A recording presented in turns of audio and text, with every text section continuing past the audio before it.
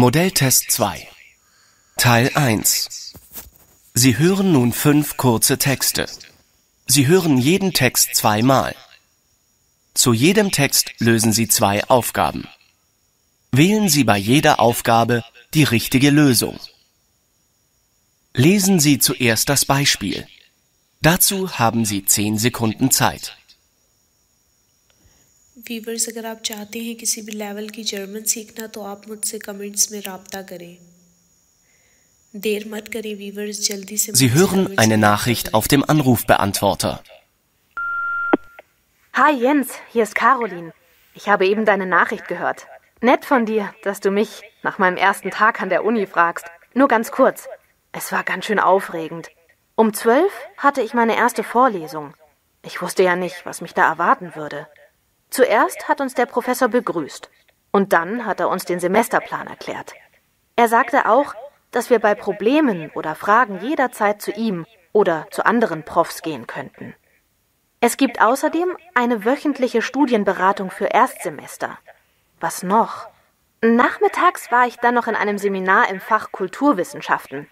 Da habe ich sogar 2 Freunde aus der Schulzeit getroffen. Aber ich rufe später noch einmal an. Vielleicht erreiche ich dich ja. Dann erzähle ich dir mehr. Also, bis dann. Tschüss. Sie hören jetzt den Text noch einmal. Hi Jens, hier ist Caroline. Ich habe eben deine Nachricht gehört. Nett von dir, dass du mich nach meinem ersten Tag an der Uni fragst. Nur ganz kurz. Es war ganz schön aufregend. Um 12 hatte ich meine erste Vorlesung. Ich wusste ja nicht, was mich da erwarten würde. Zuerst hat uns der Professor begrüßt.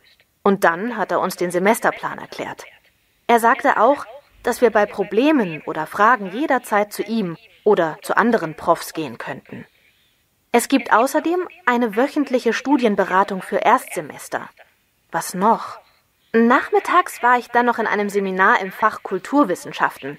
Da habe ich sogar 2 Freunde aus der Schulzeit getroffen. Aber ich rufe später noch einmal an. Vielleicht erreiche ich dich ja. Dann erzähle ich dir mehr. Also, bis dann. Tschüss. Lesen Sie jetzt die Aufgaben 1 und 2. Dazu haben Sie 10 Sekunden Zeit. Bell icon को क्लिक करें। व्यूवर्स मेरे चैनल को लाइक करें, सब्सक्राइब करें और bell icon को क्लिक करें ताकि मेरी अपलोड होने वाली हर वीडियो जो A1, A2 या B1 Sie hören die Nachrichten im Radio. Die Feuerwehr Rutzen-Moos musste gestern Mittag zu einem Brand in einem Zweifamilienhaus ausrücken. Das Feuer war um 13 Uhr in einem Zimmer des Hauses ausgebrochen. Der Brand wurde von der 65-jährigen Hausbesitzerin entdeckt. Sie alarmierte ihren im selben Haus lebenden 39-jährigen Sohn mit seinen 3 kleinen Kindern. Alle konnten das Haus unverletzt verlassen. Brandauslöser war ein defekter Fernseher. Sie hören jetzt den Text noch einmal. Die Feuerwehr Rutzen-Moos musste gestern Mittag zu einem Brand in einem Zweifamilienhaus ausrücken. Das Feuer war um 13 Uhr in einem Zimmer des Hauses ausgebrochen. Der Brand wurde von der 65-jährigen Hausbesitzerin entdeckt. Sie alarmierte ihren im selben Haus lebenden 39-jährigen Sohn mit seinen 3 kleinen Kindern. Alle konnten das Haus unverletzt verlassen. Brandauslöser war ein defekter Fernseher. Lesen Sie jetzt die Aufgaben 3 und 4. Dazu haben Sie 10 Sekunden Zeit.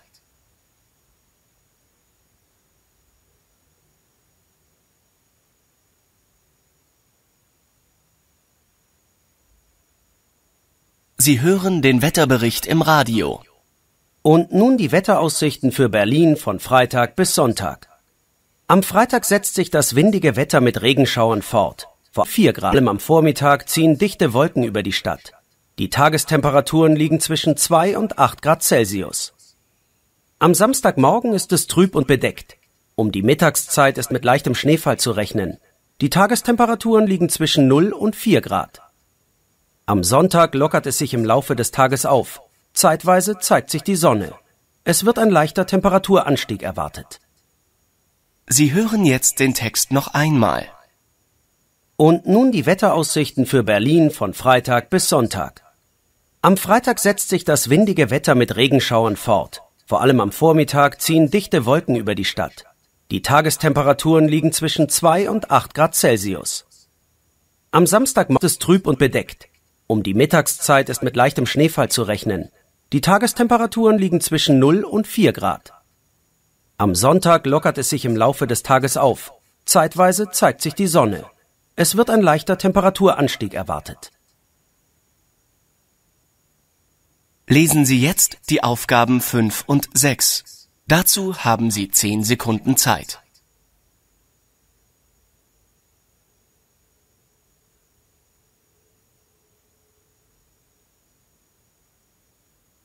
Sie hören eine Nachricht auf der Mobilbox. Hallo, mein lieber Janosch. Ich bin's, Miriam. Wir sind doch heute Abend bei Neumeyers zur Geburtstagsparty eingeladen. Leider habe ich ganz vergessen, mein Kleid aus der Reinigung abzuholen. Kannst du das bitte für mich erledigen? Ich muss doch nach der Arbeit noch das Geschenk besorgen. Weißt du, es ist das kleine Schwarze mit der goldenen Stickerei. Es ist in der Reinigung sauberer, in der Ulandstraße, da, wo wir auch immer deine Hemden hinbringen. Wenn du Fragen hast, ruf mich zurück. Tschüss, mein Schatz. Bis später. Sie hören jetzt den Text noch einmal. Hallo, mein lieber Janosch. Ich bin's, Miriam. Wir sind doch heute Abend bei Neumeyers zur Geburtstagsparty eingeladen. Leider habe ich ganz vergessen, mein Kleid aus der Reinigung abzuholen. Kannst du das bitte für mich erledigen? Ich muss doch nach der Arbeit noch das Geschenk besorgen. Weißt du, es ist das kleine Schwarze mit der goldenen Stickerei. Es ist in der Reinigung sauberer, in der Ulandstraße, da, wo wir auch immer deine Hemden hinbringen. Wenn du Fragen hast, ruf mich zurück. Tschüss, mein Schatz. Bis später. Lesen Sie jetzt die Aufgaben 7 und 8. Dazu haben Sie 10 Sekunden Zeit.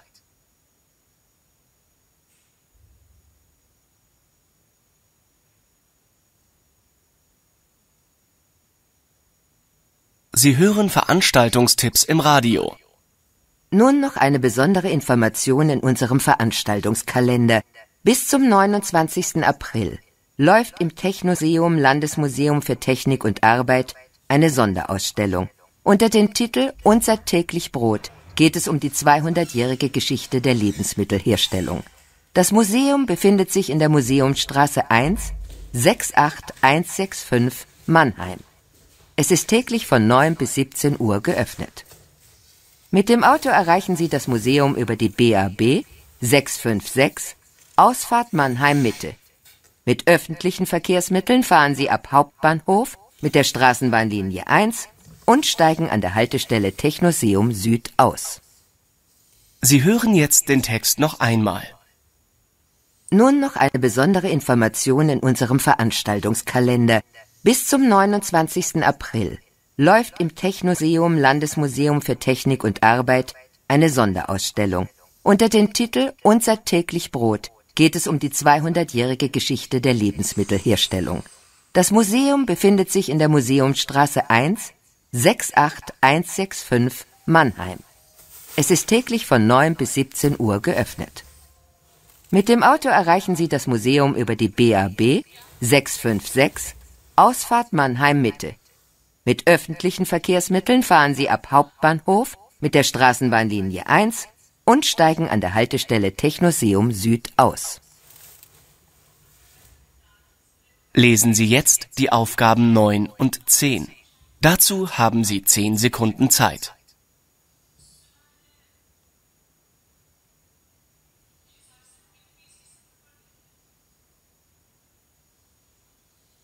Sie hören eine Durchsage am Hauptbahnhof. Achtung, Achtung! Wir möchten Sie darauf aufmerksam machen, dass der ICE aus Paris über Saarbrücken mit einer Verspätung von 30 Minuten erwartet wird. Der Zug fährt auf Gleis 5 ein und hat 45 Minuten Aufenthalt. Der D-Zug aus München Richtung Berlin hat Einfahrt auf Gleis 3. Ankunft fahrplanmäßig um 17:20 Uhr. Ich wiederhole. Sie hören jetzt den Text noch einmal. Achtung, Achtung! Wir möchten Sie darauf aufmerksam machen, dass der ICE aus Paris über Saarbrücken mit einer Verspätung von 30 Minuten erwartet wird. Der Zug fährt auf Gleis 5 ein und hat 45 Minuten Aufenthalt. Der D-Zug aus München Richtung Berlin hat Einfahrt auf Gleis 3. Ankunft fahrplanmäßig um 17:20 Uhr. Ich wiederhole.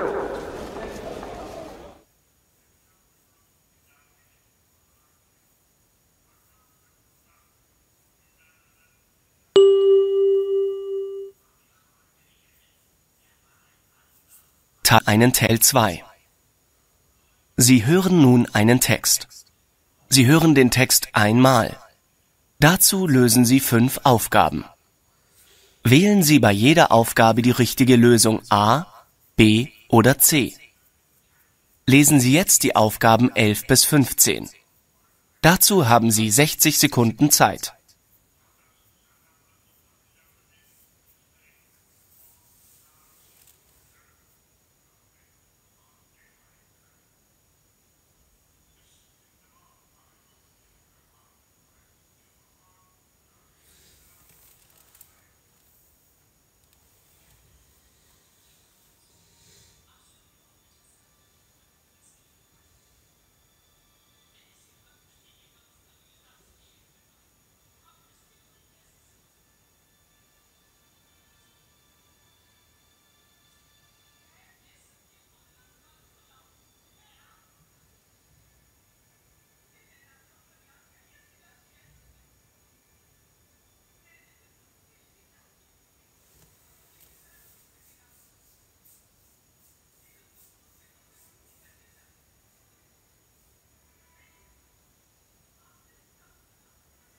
Sie nehmen an einer Stadtrundfahrt in Potsdam teil. Meine Damen und Herren, auf unserer winterlichen Potsdam-Sanssouci-Tour durch die brandenburgische Hauptstadt kommen wir nun bald zum Höhepunkt unserer Fahrt, dem Sommersitz von Friedrich dem Großen, Schloss Sanssouci. Das Wort Sanssouci kommt aus dem Französischen und bedeutet ohne Sorge. Außer in Kriegszeiten wohnte der König hier von Ende April bis Anfang Oktober. Hierher zog er sich mit seinen Hunden am liebsten zurück und komponierte, musizierte und philosophierte. Es ist ja bekannt, dass Friedrich der Große, auch der alte Fritz genannt, sich mehr für Musik und Dichtkunst interessierte als für Kriege. So ist es nicht verwunderlich, dass er in Berlin die Akademie der Wissenschaften gründete und die Pressefreiheit und die Schulpflicht einführte. Nach französischem Vorbild wurde dieses Lusthaus auf dem Weinberg eingeschossig und mit einer eher kleinen Zahl von Räumen, nämlich 12, errichtet. Schließlich bewohnte Friedrich nur 5 Räume selbst. Die übrigen 7 Räume waren für ausgewählte Gäste bestimmt. Friedrich wollte kein repräsentatives Gebäude, sondern ein intimes Wohnschloss im Stil des Rokoko. Vom Innenraum wollte er direkt auf eine breite Terrasse und von dort in den Garten gelangen. Wir haben noch ein paar Minuten Fahrzeit, so erlauben Sie mir, noch einiges über den Park zu erzählen, in dem das Schloss liegt. Mit circa 70 Kilometer Wegen ist er die größte Parkanlage in Brandenburg und zieht jährlich über 1 Million Besucher an.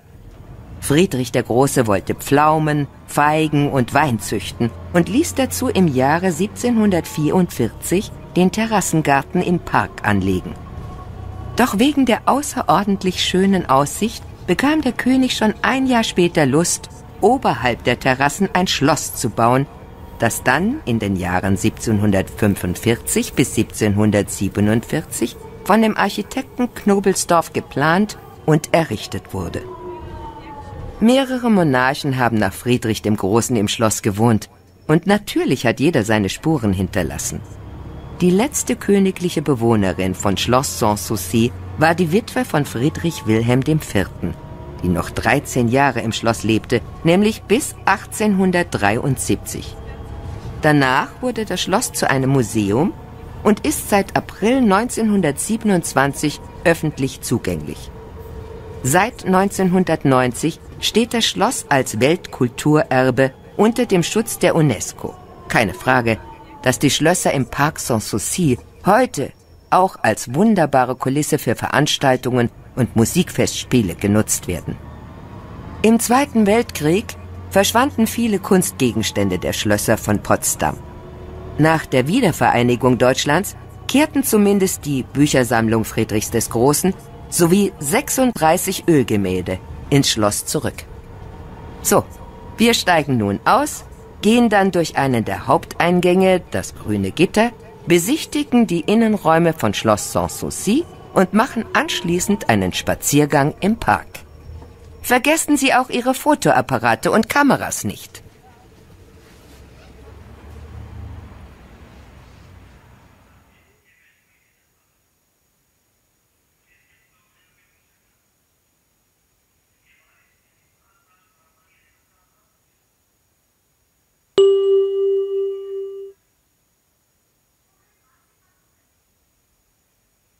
Teil 3. Sie hören nun ein Gespräch. Sie hören das Gespräch einmal. Dazu lösen Sie 7 Aufgaben. Wählen Sie. Sind die Aussagen richtig oder falsch? Lesen Sie jetzt die Aufgaben 16 bis 22. Dazu haben Sie 60 Sekunden Zeit.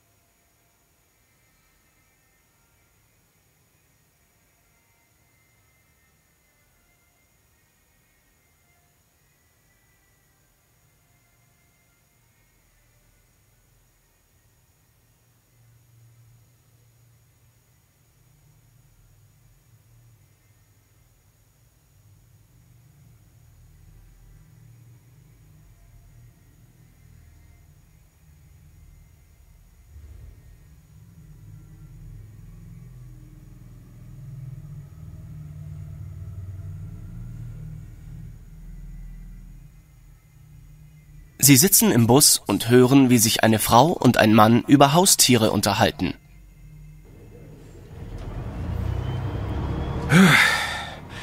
Schön, dass wir den Bus noch gekriegt haben. Kommen Sie, Frau Böhm. Hier sind noch 2 Plätze. Das ist vielleicht ein Wetter. Ich bin ganz nass. Ich habe nicht damit gerechnet, dass es regnen würde und meinen Schirm zu Hause gelassen. Naja, jetzt sitzen wir ja im Bus. Waren Sie im Tiergeschäft? Die sind dort sehr nett. Ich kaufe da immer Futter für meine Fische. Wollen Sie ein Haustier kaufen? Ja, nein, ich weiß nicht. Timmy hätte ja so gern einen Hund. Ja, ich weiß. Das hat er mir erzählt. Erzählt? Timmy kommt nach der Schule manchmal bei mir vorbei. Er guckt sich gerne meine Fische an. Na, und dann erzählt er schon mal ein bisschen. Ja, richtig. Von den Fischen hat er mir erzählt. Ich wollte auch bei Ihnen vorbeikommen und mich bedanken, dass Sie so nett zu Timmy sind. Aber ich habe einfach keine Zeit. Das ist nicht nötig, dass Sie mir danken. Timmy ist ein netter Junge. Seit ich Rentner bin, habe ich zu viel Zeit. Und da ist es sehr schön, wenn Timmy mich besuchen kommt. Und was machen Sie jetzt mit dem Hund? Wenn es schon ein Haustier sein muss, dann lieber eine Katze. Die macht nicht so viel Arbeit. Und ich habe auch gelesen, dass Familien mit Kindern häufiger eine Katze haben als einen Hund. Dann sind Katzen vielleicht auch besser für Kinder. Die Mütter wollen Katzen, die meisten Kinder wollen lieber einen Hund. Ach, so ist das. Dann bin ich wohl wie alle Mütter. Aber ein Hund? Wir hatten noch nie einen Hund. Den muss man doch auch erziehen. Ich habe keine Ahnung, wie man das macht. Und mein Mann hat auch keine Zeit. Er arbeitet in Hamburg und ist nur am Wochenende zu Hause. Ja, hat Timmy mir auch erzählt. Vielleicht könnte ich helfen. Ich hatte immer einen Hund, manchmal sogar 2. So ein Hund ist ein echter Freund. Aber man muss sich um sie kümmern können. Und jetzt bin ich leider zu alt dafür. Und deshalb habe ich jetzt die Fische. Es würde mir Spaß machen. Wirklich? Ja, aber ein Hund in einer Wohnung, ist das denn gut für das Tier? Wenn Sie einen Hund nehmen, der nicht so groß wird, dann geht das. Der Hund braucht natürlich Bewegung. Aber der Park fängt ja gleich am Ende der Straße an. Da kann Timmy problemlos mit ihm spazieren gehen. Dafür ist er alt genug. Hier ist jetzt unsere Haltestelle. Kommen Sie, wir müssen aussteigen.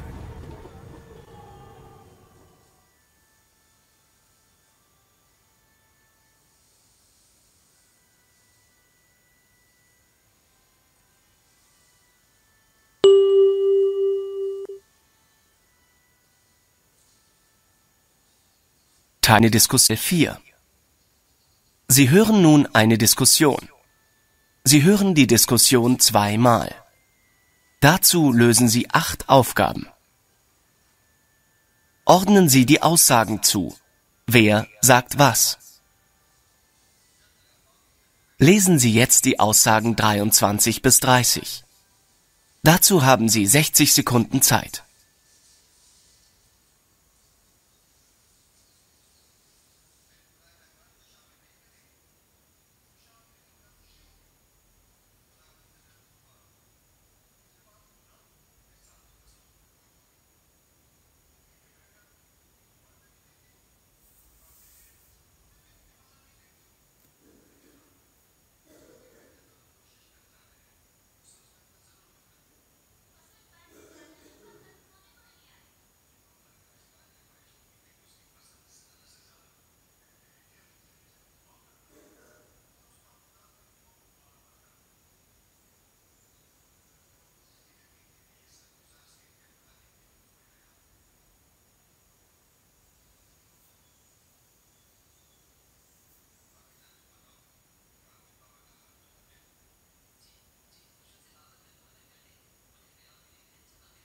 In der Radiosendung Aktuell spricht der Moderator mit dem 15-jährigen Jürgen Meier und der Lehrerin Frau Anna Unterberger über das Thema Wer sind die Skater?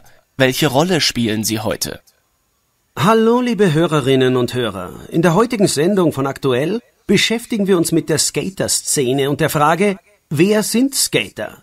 Unsere Gäste im Studio sind Frau Anna Unterberger, Lehrerin an einer Hauptschule hier in Wien, und Jürgen Meier, selbst Skater. Herzlich willkommen bei Aktuell. Jürgen, du bezeichnest dich als Skater. Was bedeutet eigentlich Skateboardfahren für dich? Also Skaten, das ist, Spaß, Sport, Tricks und so halt. Ja, und manchmal auch Schmerzen. Schmerzen? Aha. Kannst du das etwas genauer erklären? Wie passen Spaß und Schmerzen zusammen? Spaß halt, weil man mit Freunden zusammen ist und Leuten, die dieselben Sachen mögen. Sport ist natürlich wichtig, weil man fit sein muss und Übung braucht, um die verschiedenen Tricks, das heißt die Skatersprünge machen zu können. Und man darf bei den Skatersprüngen keine Angst vor Schmerzen haben, wenn mal was schief geht. Du meinst, wenn ein Sprung mal nicht glückt. Unfälle sind demnach also keine Seltenheit. Nein, Verletzungen kommen schon häufig vor, aber wenn man einen Helm und Knieschützer trägt, kommt es eigentlich selten zu schweren Unfällen. Doch weh tut es halt ab und zu. Das muss man aushalten können. Skaten scheint also nicht der ideale Sport für jedermann zu sein.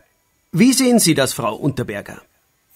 Nun, so ganz beruhigend hört sich das für mich nicht an. Ich kann mir gut vorstellen, dass sich viele Eltern da Sorgen machen. Vielleicht, meine Eltern aber denken nicht so. Frau Unterberger, Sie unterrichten ja Schüler im Alter von Jürgen und einige unter ihnen sind auch Skater. Glauben Sie, dass man heutzutage von einer Skaterbewegung oder gar einer Kultur der Skater sprechen könnte? Diese Begriffe, Bewegung oder Kultur, wären meiner Meinung nach übertrieben. Die Skater-Szene hat keine ideologische Basis. Wie Jürgen selbst gesagt hat, geht es den Jugendlichen in erster Linie um Unterhaltung. Und ich möchte hinzufügen, auch um Show. Wer die besten Tricks kann, ist der Coolste. Und natürlich in der Gruppe, der Clique, sehr beliebt. Diese Verhaltensformen sind typisch für fast alle Jugendgruppen. Ich persönlich halte das Skaten eigentlich nur für eine Modeerscheinung. Und Opfer dieser Mode sind, wie so oft der Fall, die Jugendlichen. Sie sagen, Skaten ist eine Mode. Und da haben Sie sicherlich nicht unrecht. Tatsächlich gibt es eine Mode für Skater. Spezielle Outfits kann man in Skater-Shops, aber unterdessen auch in Warenhäusern und in fast jedem Kleidungsgeschäft für junge Leute finden. Jürgen, wie wichtig sind für dich diese Skater-Klamotten? Überhaupt nicht wichtig. Ich trage, was mir gefällt. Und das ist bei vielen meiner Freunde so. Es gibt Skater, die haben enge Jeans an und andere, die lieber die weiten Skaterhosen mögen. Da macht eigentlich jeder, was er will. Ich selbst kaufe meine Klamotten auch nicht in irgendwelchen besonderen Geschäften. Na, so ganz überzeugt hast du mich nicht. Denn es schaut so aus, als hättest du ganz modische Skater-Schuhe an, oder nicht? Ja schon, aber nicht, weil sie in sind, sondern weil man besser damit fahren kann. Das mag sein, doch viele Skater bevorzugen die teuren Skater-Outfits und Marken. Und daran sind sie dann auch auf der Straße und in der Schule wahrscheinlich auch zu erkennen. Das kann ich auch aus eigener Erfahrung bestätigen. Viele meiner Schüler kaufen sich in den Modegeschäften solche Kleidungsstücke. Du, Jürgen, bist also vielleicht nur eine Ausnahme. Nein, das bin ich nicht. Es gibt Skater, die in sein wollen und andere, denen Mode völlig egal ist. Aber beim Skaten geht es sowieso nicht um Mode, sondern um sportliches Können. Niemand wird ausgeschlossen, bloß weil er kein modisches Outfit trägt. Deswegen bin ich auch nicht derselben Meinung wie Frau Unterberger. Skaten ist keine Mode. Das war auch nicht so gemeint. Als ich von Mode sprach, dachte ich nicht nur an die Kleidung. Selbstverständlich kann man euch Skater auch an anderen Merkmalen erkennen. Einige meiner Schüler, die sich zu den Skatern zählen, hören zum Beispiel auch die gleiche Musik. Stimmt das, Jürgen? Gibt es eine Musik für Skater? Es gibt Musikarten, die die Mehrheit der Skater hört. Hip-Hop, Rap und manchmal auch Punk. Das sind so die beliebtesten. Sind das nicht doch Anzeichen einer gemeinsamen Kultur, Frau Unterberger? Ganz und gar nicht. Hip-Hop und Punk haben zwar soziologische und zum Teil ideologische Hintergründe, doch das hat nichts mit dem Skaten zu tun. Die jugendlichen Skater, wie übrigens die meisten Jugendlichen, hören gern Musik, die laut und rhythmisch ist. Aber es sind nicht die Skater, die diese Musik gemacht haben bzw. machen. Sie haben sich einfach diese Musik ausgesucht, weil sie ihrem Alter entspricht. Wir kommen nun bald ans Ende unserer Sendung. Sie, Frau Unterberger, haben Ihre Meinung ganz klar geäußert. Die Skater-Szene ist für Sie eine Modeerscheinung. Die nicht von langer Dauer sein wird. Aber das sehe natürlich ich als Erwachsene so. Und du, Jürgen, was meinst du dazu? Ich bin ein Skater und ich will es bleiben. Ob dies für die Erwachsenen nur eine Mode ist, ob wir eine Ideologie haben, ist das so wichtig? Auf jeden Fall wollen wir niemandem etwas beweisen. Und ganz bestimmt nicht der älteren Generation. Vielen Dank, Jürgen. Vielen Dank, Frau Unterberger, für das Gespräch. Das war's für heute, liebe Hörerinnen und Hörer. Tschüss, bis nächste Woche.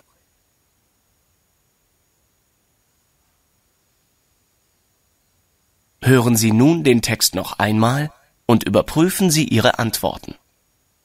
Hallo, liebe Hörerinnen und Hörer. In der heutigen Sendung von Aktuell beschäftigen wir uns mit der Skater-Szene und der Frage, wer sind Skater? Unsere Gäste im Studio sind Frau Anna Unterberger, Lehrerin an einer Hauptschule hier in Wien, und Jürgen Meier, selbst Skater. Herzlich willkommen bei Aktuell. Jürgen, du bezeichnest dich als Skater. Was bedeutet eigentlich Skateboardfahren für dich? Also Skaten, das ist, Spaß, Sport, Tricks und so halt. Ja, und manchmal auch Schmerzen. Schmerzen? Aha. Kannst du das etwas genauer erklären? Wie passen Spaß und Schmerzen zusammen? Spaß halt, weil man mit Freunden zusammen ist und Leuten, die dieselben Sachen mögen. Sport ist natürlich wichtig, weil man fit sein muss und Übung braucht, um die verschiedenen Tricks, das heißt die Skatersprünge machen zu können. Und man darf bei den Skatersprüngen keine Angst vor Schmerzen haben, wenn mal was schief geht. Du meinst, wenn ein Sprung mal nicht glückt. Unfälle sind demnach also keine Seltenheit. Nein, Verletzungen kommen schon häufig vor. Aber wenn man einen Helm und Knieschützer trägt, kommt es eigentlich selten zu schweren Unfällen. Doch weh tut es halt ab und zu. Das muss man aushalten können. Skaten scheint also nicht der ideale Sport für jedermann zu sein. Wie sehen Sie das, Frau Unterberger? Nun, so ganz beruhigend hört sich das für mich nicht an. Ich kann mir gut vorstellen, dass sich viele Eltern da Sorgen machen.